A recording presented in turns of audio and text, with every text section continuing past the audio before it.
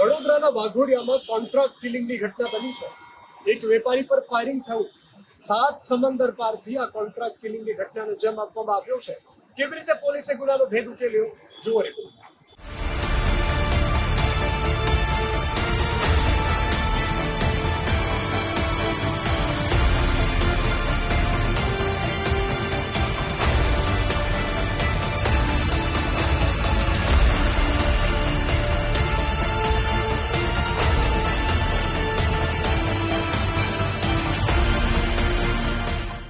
વડોદરાના વાઘોડિયા પાસે ગાર્મેન્ટના વેપારી આશીષ કુમાર મદનલાલ બારડોલિયા પર ફાયરિંગનો બનાવ બન્યો.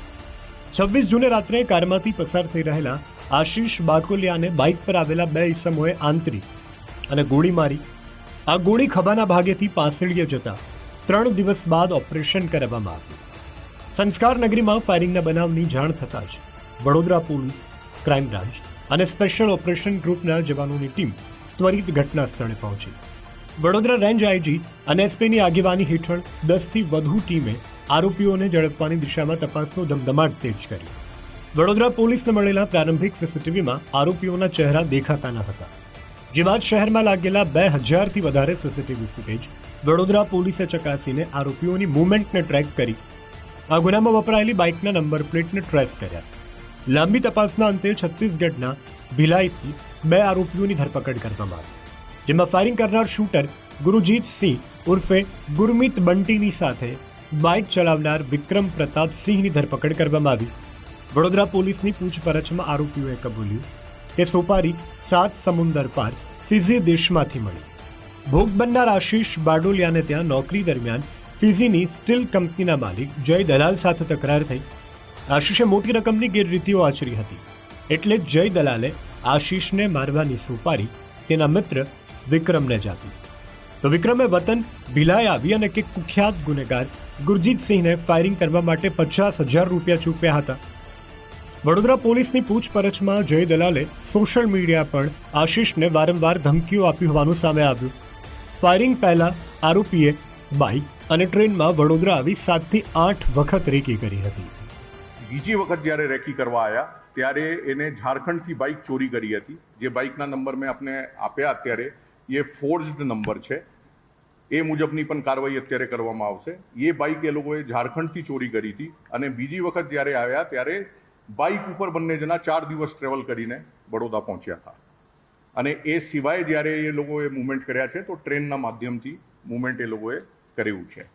હવે એ લોકોને આપણે એ 19 તારીખે જ્યારે પરત ગયા અને એ ડિટેલ અમને મળી પછી એ લોકો પાછા 25 તારીખે આવે છે ટ્રેન રૂટથી અને બાઇકને રેલવે સ્ટેશનથી પિક કરે છે. દર વખતે રેલવે સ્ટેશન બાઇક મૂકીને જતા હતા અને પછી એ લોકો પૂજા મોલમાં જે પરિવાર 4 રસ્તા ઉપર છે ત્યાં પિક્ચર જોવા ગયા. તે દિવસે એ લોકોએ જિંદગી વન્સ મોર નામની મૂવી જોઈ છે અને 26 તારીખે આ ગુનાને અંજામ આપતા પહેલાં પણ એ લોકોએ બંસલ મોલમાં ધુરંધર મૂવી જોઈ છે.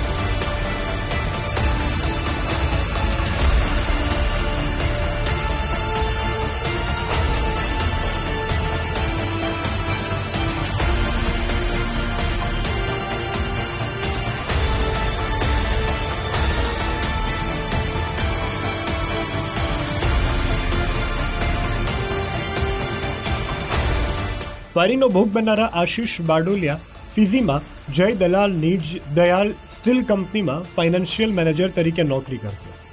આ સમયે મોટી છેતરપિંડી કર્યા બદલ તેની સામે ફિઝીમાં ગુનો નોંધાયાની પણ વિગતો મળી રહી છે.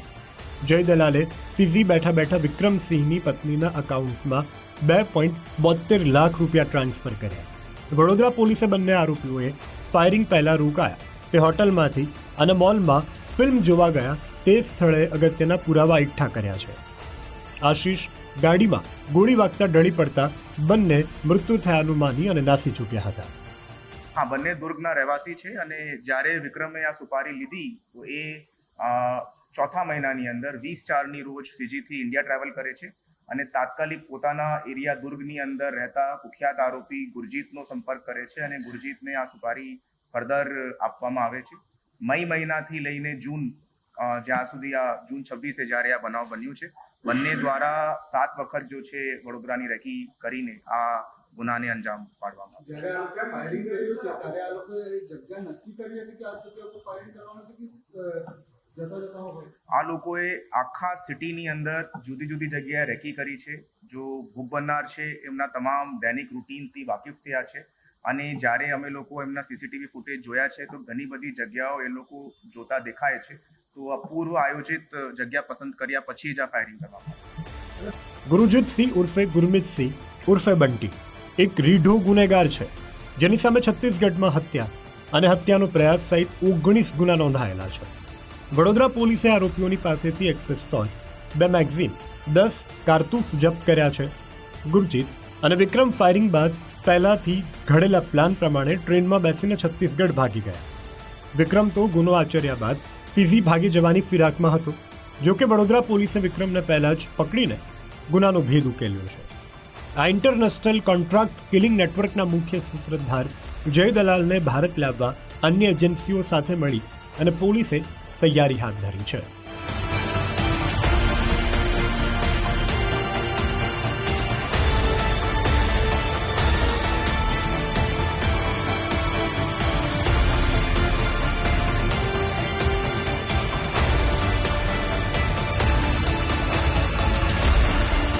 અલ્પેશ સુથાર, ગુજરાત ફર્સ્ટ, વડોદરા.